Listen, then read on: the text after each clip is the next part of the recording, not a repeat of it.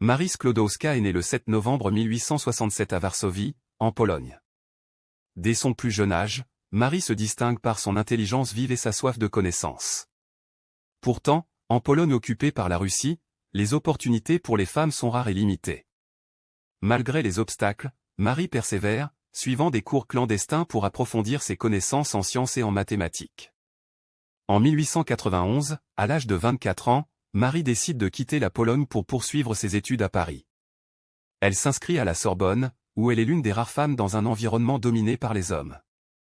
Sa détermination et son travail acharné portent leurs fruits. En 1893, elle obtient un diplôme en physique, suivi d'un second en mathématiques l'année suivante.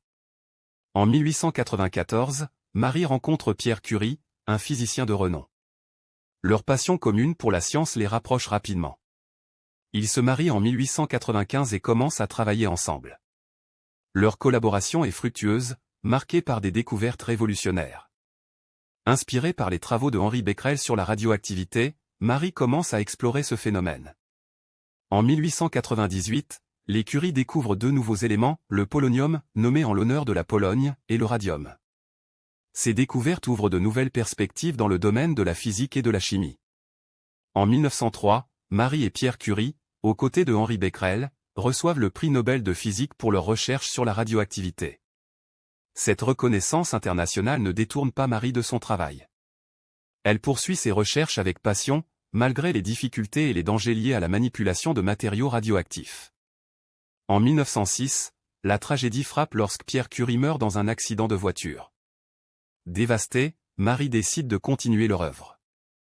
Elle devient la première femme à occuper un poste de professeur à la Sorbonne, où elle poursuit ses recherches. En 1911, elle est récompensée par un second prix Nobel, cette fois en chimie, pour ses travaux sur le radium et le polonium. Elle devient la première personne à recevoir deux prix Nobel dans des domaines scientifiques différents. Pendant la Première Guerre mondiale, Marie Curie met ses découvertes au service de la médecine.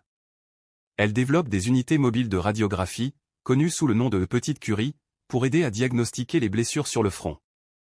Son engagement sauve de nombreuses vies et prouve l'importance des applications pratiques de la science. Marie Curie décède le 4 juillet 1934 des suites d'une anémie aplasique, probablement causée par son exposition prolongée aux radiations. Son héritage perdure à travers les nombreuses institutions et bourses de recherche établies en son nom. Aujourd'hui, elle reste une figure emblématique de la persévérance et de l'excellence scientifique. Marie Curie a non seulement brisé les barrières de son temps, mais elle a également ouvert la voie à de nombreuses femmes scientifiques qui suivent ses traces. Son histoire est un témoignage de l'audace, de la détermination et du pouvoir transformateur de la science.